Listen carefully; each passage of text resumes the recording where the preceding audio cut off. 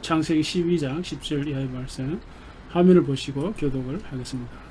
그 땅에 기근이 들었으므로 아브라함이 애굽에 거류하려고 그리로 내려갔으니 이는 그 땅에 기근이 심하였습니다. 그가 애굽에 가까이 이르렀을 때 그의 아내 사레에게 물어 내가 알기에 그대는 아리따운 여인이라. 애굽 사람이 그대를 볼 때 이르기를 이는 그의 아내라 하여 나는 죽이고 그대는 살리리니 원하건대 그대는 나의 누이라. 그러면 내가 그대로 말미암아 안전하고 내 목숨이 그대로 말미암아 보존되리라. 아브라함이 애굽에 이르렀을 때 애굽 사람들이 그 여인이 심히 아리따움을 보았고 바로의 고관들도 그를 보고 바로 앞에서 칭찬하며 그 여인을 바로의 궁으로 이끌어 들이치라. 이에 바로가 그로 말미암아 아브라함을 후대하며 아브라함이 양과 소와 노비와 암수나귀와 낙타를 얻었더라. 여호와께서 아브라함의 아내 사레의 일로 바로와 그 집에 큰 재앙을 내렸지. 바로가 아브라함을 불러서 이르되 내가 어찌하여 나에게 이렇게 행하였느냐. 내가 어찌하여 그를 내 아내라고 내게 말하지 아니하였느냐. 내가 어찌 그를 누이라 하여 내가 그를 데려다가 아내를 삼게 하였느냐. 내 아내가 여기 있으니 이제 데려가라 하고 다하지요. 바로가 사람들에게 그의 일을 명하며 그들이 그와 함께 그와 아내와 그의 모든 수를 보내었더라. 아멘. 자, 오늘 말씀 제목을 같이 한번 읽겠습니다. 아브라함의 여정, 염려와 우려 어떻게 관리할 것인가. 네. 아브라함의 인생 여정에서 오늘은 두 번째로 살펴볼 메시지인데요. 우리가 살아가면서 누구나 염려나 우려를 경험하게 됩니다. 염려, 우려, 빗게 갈 수 있는 사람은 아무도 없을 것입니다. 자, 아브라함에게도 이런 일이 닥쳤는데요. 우리가 이제 염려나 우려가 생길 때 어떻게 대처해야 할까? 가장 중요한 대처가 어떤 것일까? 이제 곧바로 행동을 취하는 것보다 중요한 것은 그것을 관리하는 일입니다. 왜냐하면 이 염려나 우려는 기본적으로 심리적인 것이고 동시에 이런 걸 통해서 근본적으로 나를 돌아볼 수 있는 아주 적절한 기회이기 때문입니다. 그래서 오늘은 염려와 우려 어떻게 관리할 것인가 이런 주제로 오늘 말씀을 알아보겠습니다. 먼저 오늘 본문에 언급된 이야기를 간단하게 정리 한번 해보겠습니다. 아브라함은 이제 하나님의 부르심을 받아서 또 하나님의 인도하심에 따라서 갈대아 우르를 떠나서 가나안 땅에 들어왔죠. 가나안 땅에 거주하여 살게 되었습니다. 근데 이제 기근이 발생했죠. 그래서 할 수 없이 애굽으로 피난을 갑니다. 근데 이제 아브라함의 마음에 한 가지 이제 걱정거리가 생겼습니다. 자기 아내가 너무 예뻐서 애굽 사람들이 보면 자기를 죽이고 자기 아내를 빼앗아갈까봐 하는 우려, 염려였습니다. 이제 그래서 국리현행 결과가 아내를 누이로 하자 하는 것이었죠. 실제로 사라는 아브라함의 이복 누이죠. 그래서 아브라함의 아내가 되었습니다. 그때는 이제 주전 2000년경으로서 청동기 시대입니다. 그래서 부족 중심 사회라 근친혼이 흔히 있었습니다. 자, 그래서 이제 아브라함이 나름 이렇게 그 전략을 세웠음에도 불구하고 아내를 빼앗겼죠. 그러나 하나님의 간섭으로 또 하나님의 은혜로 뺏긴 아내를 되찾았습니다. 자, 이것이 오늘 본문의 간단한 이야기죠. 자, 이런 이야기에서 저는 아브라함을 중심으로 해서 크게 두 가지 주제를 생각했습니다. 아브라함은 자신이 살기 위해서 두 가지 선택을 했는데 하나는 기근이 발생한 상황에서 애굽으로 피난 가는 것이었습니다. 자, 이러한 선택과 행동에 무슨 문제가 있을까요? 일반적으로 생각하면 아무 문제가 없습니다. 자연재해를 누가 이길 수 있겠습니까? 이런 상황에서는 뭔가 이렇게 살기 위해서 방도를 취해야 되는데 어떻게 생각하면 아주 자연스러운 일이라고 생각됩니다. 그리고 가장으로서 마땅히 살 길을 찾아야 했을 일이죠. 그러나 이제 아브라함의 선택은 결과적으로 좋지 않았습니다. 아내를 빼앗길 뻔한 일이 일어났죠. 근데 본질적으로도 문제가 있다는 것을 성경은 암시합니다. 자, 이 아브라함이 왜 문제가 있을까요? 그 이유는 어떤 상황에서도 가나안을 떠나면 안 되었습니다. 자, 왜 그럴까요? 이제 하나님과 아브라함은 아주 특수한 관계이기 때문입니다. 다시 말하면 하나님은 아브라함을 불러서 아브라함을 만인 중에 선택을 해서 특히 이 가나안 땅에서 큰 나라를 세우시려고 계획했기 때문에 그렇습니다. 그렇기 때문에 아브라함은 가나안을 떠나서는 안 되는 것이었어요. 그런 점에서 가나안이라고 하는 땅은 아브라함에게 어떤 의미가 있을까요? 그의 존립 기반이요, 그가 존재하는 어떤 근거가 되는 거죠. 그가 아브라함 가나안 땅에 살아야 할 이유가 되는 거예요. 그러니까 이것을 다른 말로 얘기하면 본질에 관한 이야기입니다.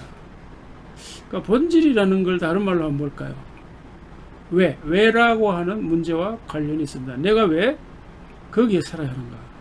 내가 왜 가나안 땅을 떠나지 말아야 하는가? 그래, 가나안이라고 하는 땅은 아브라함에게 있어서 왜라고 하는 질문에 답할 수 있는 거예요. 답이 되는 거죠. 그러니까 가나안이라고 하는 땅은 아브라함에게 있어서 살아갈 이유가 되는 것이고, 아브라함이 존재하는 기반이 되는 거예요. 삶의 본질이고, 삶의 의미고, 삶의 목적이 되는 거죠.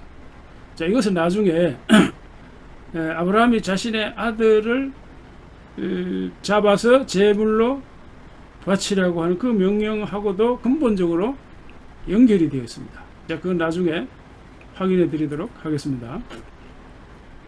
자, 참고로 이런 관점이 있다는 것을 기억하시면 아브라함이 가나안을 떠나지 말아야 할 이유를 좀 더 명확하게 이해할 수 있을 것입니다. 이거는 좀 신학적인 이야기인데요. 자, 우리가 이제 물리학에서 원운동을 말할 적에 구심력과 원심력을 이야기합니다. 이 구심력은 원 밖으로 향하는 힘이고, 원심력은 원 안으로 작동하는 힘을 말합니다. 자, 이 구약 시대에는 하나님께서 원심 전략을 사용하셨다, 이렇게 생각이 됩니다. 말하자면 이스라엘을 온 세계 중심으로 삼아서 오라, 이스라엘로 오라, 예루살렘으로 오라, 컴, 이렇게 이스라엘 역사를 이끌어 가시는 걸 볼 수 있고, 이제 신약은 이제 구심 전략입니다. 말하자면 예수님 제자들을 훈련하시고 12제자를 온 세상으로 파송하시죠. 보내십니다.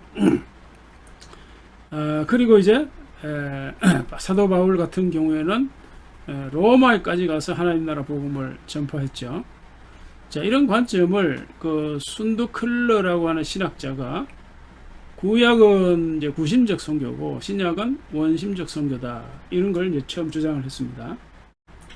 자, 그리고 이제 오늘날 교회는 어떨까요? 교회는 이 두 가지 전략, 구심, 원심 전략을 다 종합하는 건데, 대표적인 것이 교회라고 하는 정체성은 모이는 그 성격이 있고, 이제 주일된 모이죠.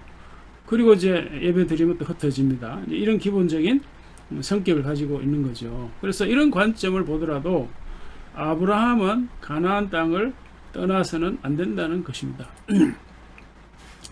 자, 그 다음 이제 두 번째로 아브라함이 살기 위해서 선택한 것이 뭘까요? 아내를 누이로 부르자 하는 것이었습니다. 이거는 다른 말로 뭘까요? 일종의 변칙이죠. 반칙입니다. 말하자면 원칙을 버리는 거죠. 원칙이라고 하는 게 뭘까? 원칙은 어떤 상황에서도 변치 않는 겁니다. 그러니까 아내와 남편이라고 하는 사실, 그 관계는 상황에 따라 변할 수 있는 것이 아니죠. 자, 그리고 우리가 그 조금이라도 이제 생각을 해보면 아브라함이 아내를 누이로 부른다고 해서 위험이 줄어들까요? 그러니까 아내로 부르자 하는 것보다 아내를 누이로 부르자고 하는 것이 정말로 더 안전할까요?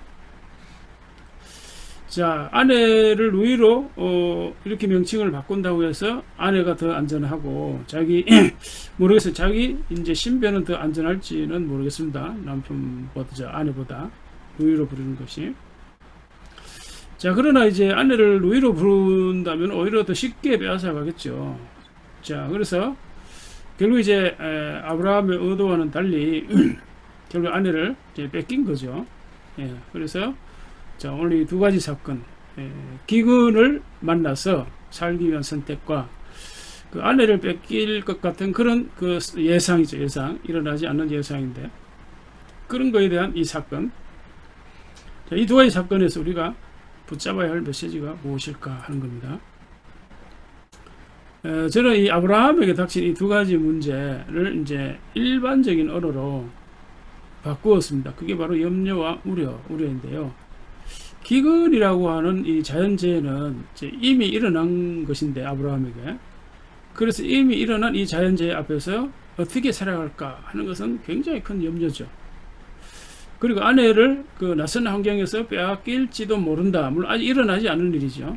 이제 일어나지 않은 그런 일에 대한 엄청난 이제 우려가 생겼습니다. 큰 부담이죠, 다들 모두가 다. 자, 그래서 우리가 이제 아브라함을 보면서, 혹은 아브라함의 인생 여정을 보면서 그의 잘잘못을 찾아서 뭐 칭찬한다거나 비판하기 위한 것은 전혀 아니죠. 그리고 우리도 아브라함처럼 살자 하는 것도 전혀 아닙니다. 중요한 건 뭔가 하면은 아브라함의 인생 여정이 오늘날 우리에게 어떤 메시지를 주는가 하는 거예요. 이제 그걸 찾아서 우리의 생각과 삶을 돌아보자 하는 것입니다. 자, 그렇게 하려면 어떻게 해야 될까요? 그렇게 하려면 아브라함의 그 인생 여정에 나타나는 사건이나 이야기를 일반적인 언어로 바꿔야 됩니다. 그 아브라함의 문제나 솔루션을 그 누구에게나 해당될 수 있는 어떤 일반적인 언어, 보편적인 언어로 바꿔야 우리 상황에 적용할 수 있겠죠. 자, 그래서 저는 아브라함에게 닥친 기근의 문제를 말씀드린 대로 염려, 이렇게 바꾼 거예요. 염려. 이 기근을 만나면 누구나 다 염려한다, 이런 말이죠. 어떻게 살아가지? 참 막막하죠. 그냥 이대로 있으면 굶어 죽을 수도 있고, 물이 없어 목말라 죽을 수도 있죠. 자, 그래서 아브라함이 선택한 것이 이제 애굽으로 피난을 가는 건데, 앞서 말씀드렸지만 일반적인 상황에서는 이런 선택에 아무런 문제가 없어요. 그러나 아브라함과 하나님과의 관계를 생각해야 되죠. 특수한 관계입니다. 그 종교적인 문제니까요. 다시 말하면 하나님 아브라함을 불러서 너를 가나안 땅에서 큰 나라를 세우겠다, 너를 복되게 하겠다, 너를 통해 세계 만민이 복을 받게 하겠다, 이렇게 약속을 하셨거든요. 약속.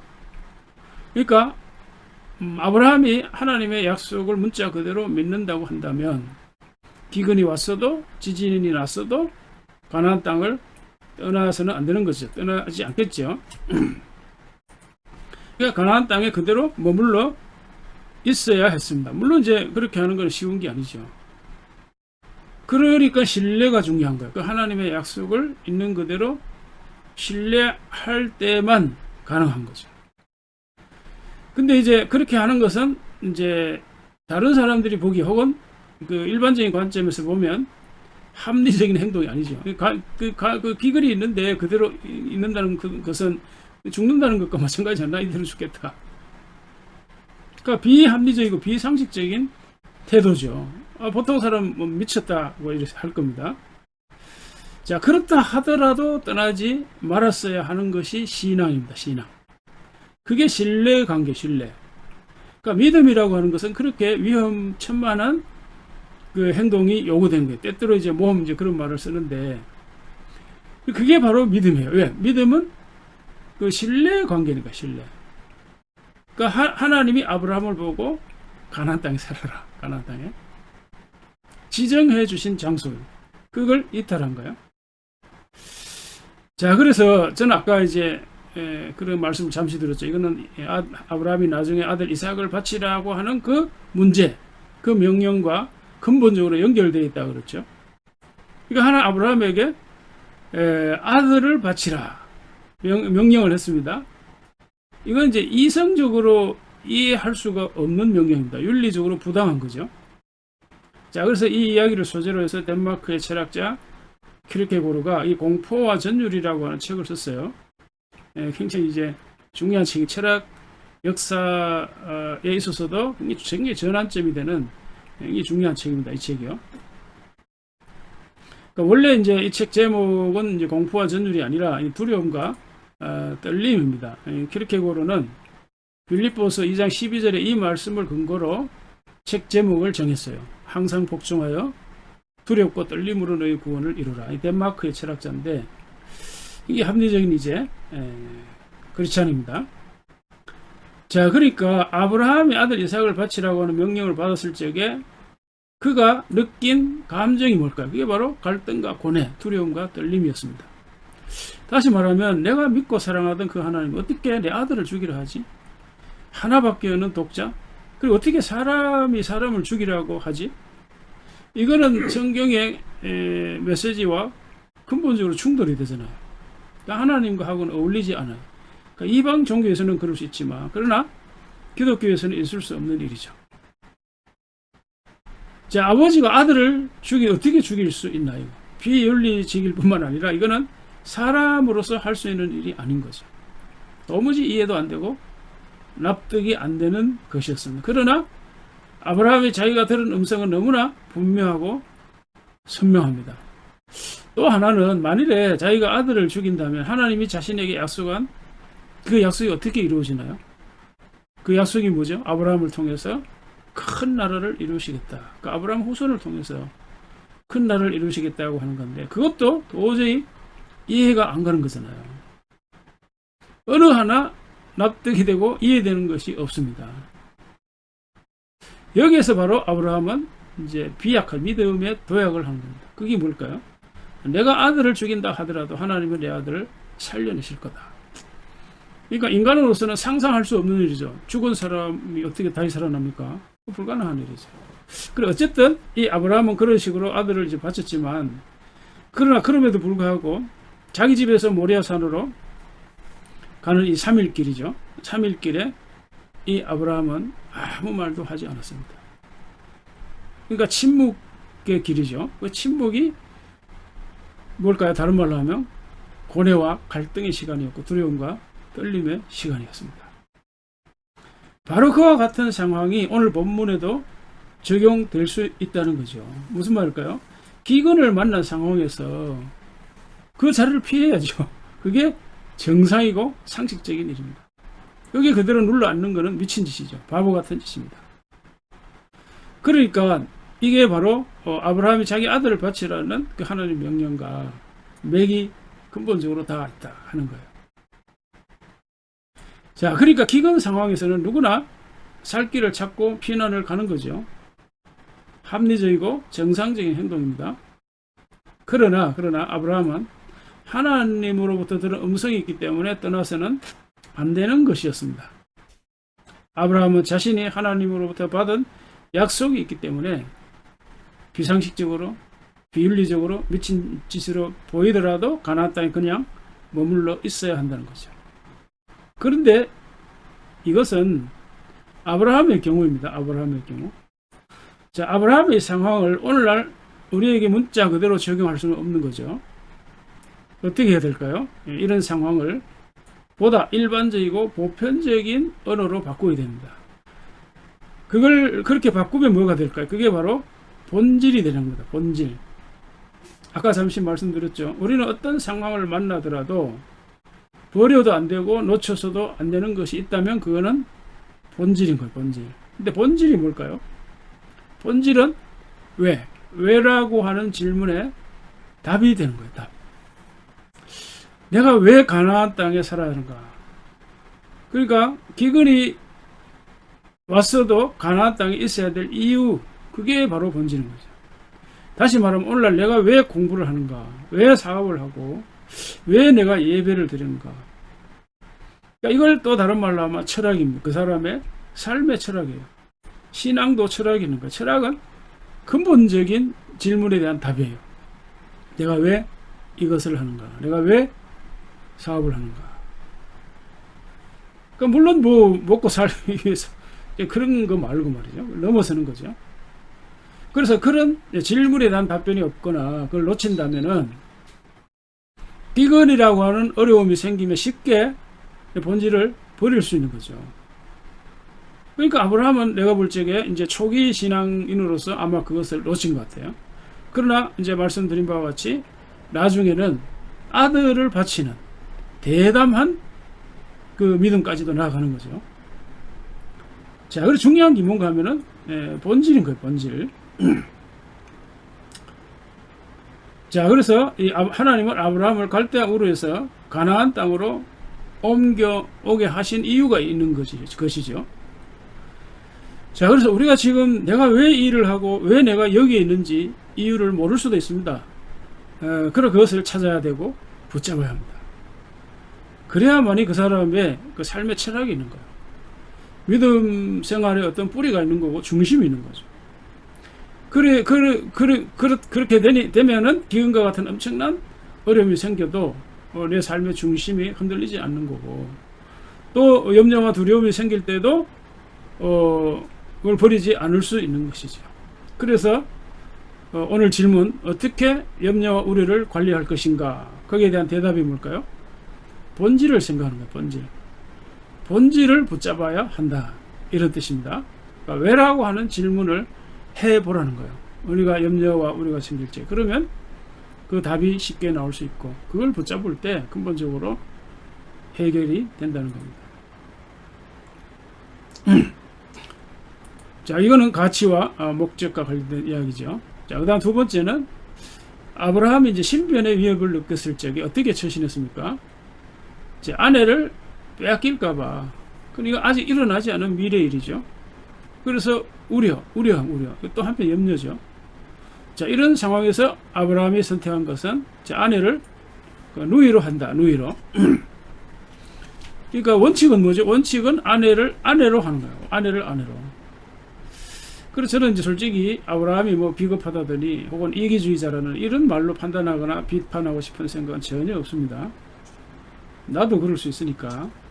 우리가 다 연약함을 가지고 있으니까요. 그게 중요한 것이 아니라, 자, 아브라함의 이런 그 삶의 모습에서 내가 배울 수 있는 것이 뭔가, 내가 붙잡을 수 있는 진리가 뭔가 할 적에 바로 원칙을 버리지 말자 하는 건데, 그걸 다른 말로 한번 바꾸면 뭘까요? 그게 이제 일관성을 유지하는 일입니다. 일관성. 그러니까 원칙은 일관성이죠. 그러니까 일관성이나 원칙을 잃어버리면 어떻게 될까요? 많은 것을 잃어버리게 됩니다. 많은 기회를 놓칠 수가 있어요. 신뢰를 잃어버리죠. 그러면 내 주변의 사람이 떠납니다. 그러니까 내 주변의 사람이 떠나면 내가 할 수 있는 일은 아무것도 없어요. 그러니까 쉬운 예를 들면, 요즘 라면을 다 좋아하는데, 라면을 생산하는 회사의 어떤 레시피가 있을 거 아닙니까? 라면에 이제 고유한 맛이 있어요. 근데 레시피의 어느 한 부분을 유지하지 않는다, 뭐 딱 이렇게 레시피 원칙을 깬다, 이러면 어떻게 될까요? 맛이 변하겠죠. 또 고객들이 금방 알아차릴 겁니다. 자, 그러면 이제 라면은 이제 외면을 받겠죠. 자, 그래서 이 원칙을 유지하고 일관성을 유지한다고 하는 것은 이제 많은 기회를 얻는 것이고, 많은 것을 가질 수 있는 조건이 되는 거예요. 그러니까 돈도 벌 수 있는 거고, 또 승진도 할 수 있는 거고. 자, 그래서 일관성을 버리거나 원칙을 버리는 사람을 누가 따르겠습니까? 아무도 그 사람을 신뢰할 수 없을 겁니다. 자, 이제 말씀을 마무리하겠습니다. 자, 아브라함이 기근을 피해서 애굽으로 피난한 것은 일반적인 상황에서는 아주 당연한 일입니다. 그러나 신앙이라고 하는 특수한 관점에서 우리가 봤을 적에는 잘못된 거죠. 가나안에 그냥 머물러 있어야 합니다. 그러니까 신앙이라고 하는 이 특수한 상황이지만 이걸 또 일반적인 상황으로 바꿀 수 있는데, 그게 바로 본질이라는 거죠. 본질. 그러니까 본질이 뭐라고 했죠? 본질은 바로 내 삶의 방향과 가치의 문제. 왜라고 하는 질문의 답과 관련된 것이라고 했죠. 그래서 아브라함이 내가 왜 가나안 땅에 머물러 있어야 하지? 기근이라도 혹시 난 죽을지도 모른다고요. 이제 거기에 대한 질문을 하고 그걸 곰곰이 생각했다면 아마 떠나지 않았을 테고, 또 뭐 하나님이 뭔가 다른 방법으로 살려주셨겠죠. 그 애굽에서 자기 아내를 이렇게 되찾게 하신 것처럼 말이죠. 예. 자, 그 다음에는 이제 자신의 신변보다 관계를 우선하는 것, 그 삶의 원칙을 유지하는 것, 처신의 원칙을 붙잡는 것, 이거였습니다. 자, 아브라함은 원칙을 버리고 또 본질을 놓치고 나름의 생각대로, 그러니까 생각되는 대로 선택하고 행동했지만 더 큰 위기와 더 큰 어려움을 만났습니다. 그러나 결과는 어땠습니까? 마지막 결과는 하나님은 그를 실수한 대로, 잘못한 대로 내버려 두지 않으시고 친히 간섭하셔서 아내를 도로 찾게 하셨고 덤으로 큰 재물까지 얻게 하셨고 가나안 땅으로 다시 돌아오게 하셨습니다. 하나님의 은혜죠. 본질을 찾고 원칙을 다시 유지하도록 하신 것입니다. 하나님의 큰 은혜입니다. 그만큼 하나님은 인간관계의 원칙이나 일관성을 유지하는 것, 또 본질을 중요시 하신다는 것을 우리가 깨달을 수가 있습니다. 자, 이와 같은 삶의 내용을 언제나 유지하시며 살아갈 수 있기를 주님의 이름으로 축복합니다. 아멘. 하늘 대신 아버지 이름 거룩하사 주님 나라 임하시고 뜻이 이루어지이다.